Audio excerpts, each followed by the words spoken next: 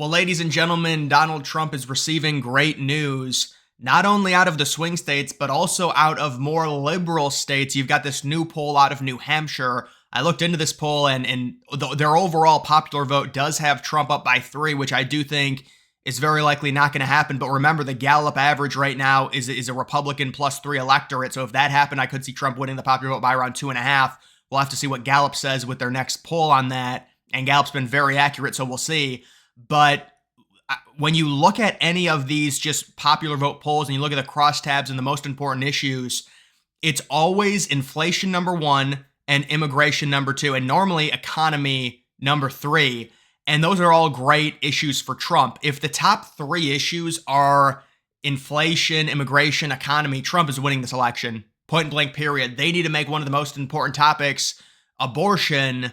And obviously, we know how bad that is. And Trump's got a big liberal stance on abortion when you compare him to other Republicans. Leave it up to the states. But he's basically just saying, no, you got to be safe about it. You can't spawn kill. It's just not good. So if abortion is not one of the top 3 or 4 most important issues of the election, there's no way she can win. She even loses crime when you look at the numbers by 6 or 7 points. That's with Democrats manipulating the crime numbers.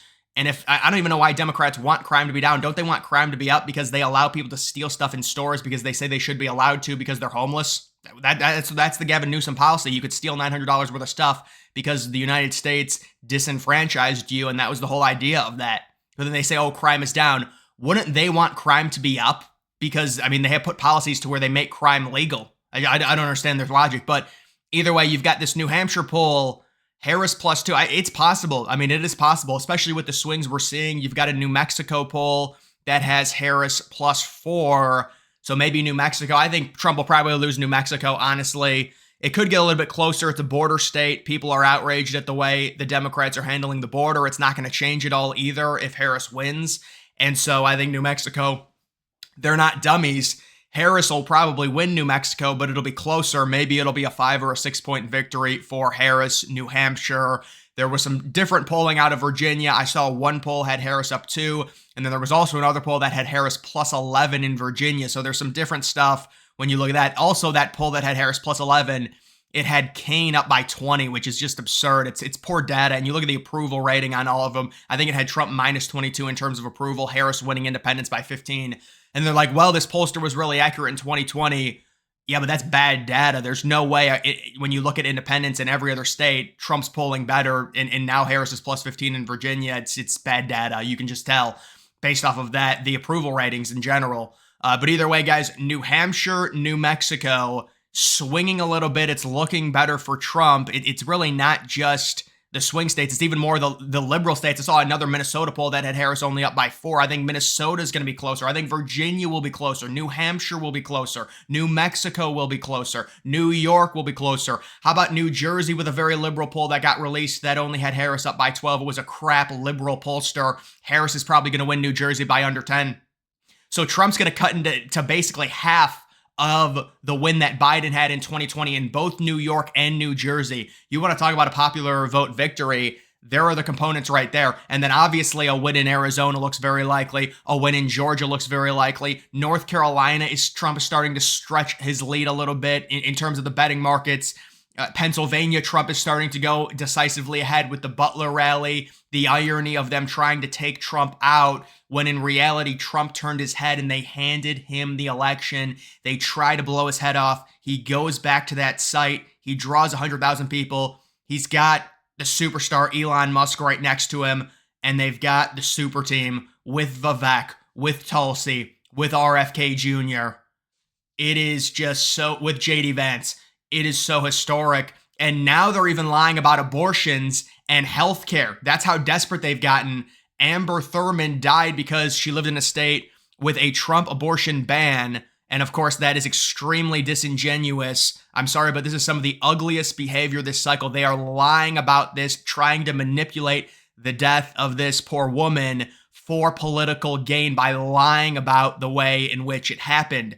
Amber Thurman died because of complications from an abortion drug. Her and her own family and attorneys have said it had nothing to do with Georgia's abortion laws, and they're trying to twist it. So even in the topic where they're winning, which is abortion and female reproductive rights, they're still blatantly lying about how this poor lady died to try and gain political points, because we saw Walls appear on Fox News yesterday. You're seeing all these polls. You're seeing all the betting markets. It's all shifting. This lady's not winning. And I think even CNN can understand it, and they're starting to kind of brace for impact. And you're starting to see some of these news outlets, be more cozy to Trump because they realize he's going to win, and they have to try and make good with him because he's going to have all the power within the executive branch, and Republicans are going to win the Senate.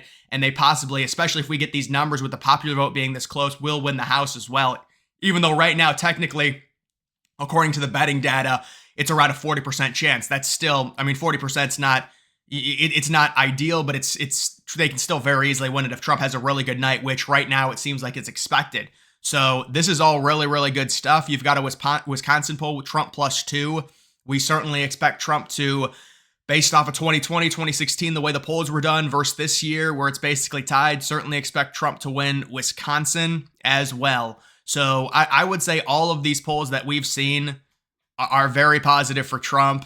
And you can see this is another Virginia poll. There were 2 Virginia polls that got released. This one +2, which is great for Trump. But there was also another one that had Harris, or this was Harris +2, and then the other one was Harris +11.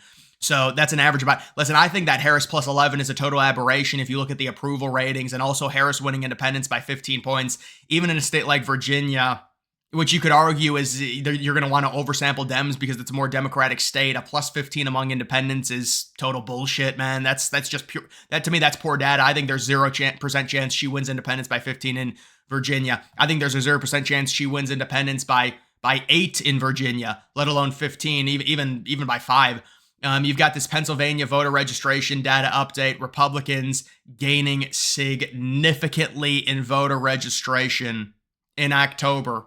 And obviously, there's going to be a lot more updated in October because everyone's registering. But Republicans at almost 61K, Democrats at around 36K. They continue to gain on the overall total advantage. It's down to 325K. I mentioned that in my previous video. We do have the hurricane that's going to be hitting Florida. It is now a major Category 5 hurricane. I've been watching the Weather Channel on that. A lot of people are saying a lot of things about the hurricane. There's a lot of stuff being said on the internet, and you got to be careful with some of the stuff. But I'll comment on the hurricane, and it probably in another video. But in general, guys, these numbers for Trump are great in pretty much every single state. All the recent polls, you look at Polymarket, it certainly reflects it. I was looking at Virginia right now. It looks like Harris has around an 87% chance. Really hasn't moved in Virginia. Maybe it's gone down a few points, but overall, I would say, obviously, Trump does not need Virginia, but if it's closer, it's an indicator that Trump is going to perform very well on election night. And I certainly think Trump, really, you don't have to win any of these liberal people that hate Trump, that think he's Hitler. It doesn't matter. None of those people are consequential. It's about the white working class people.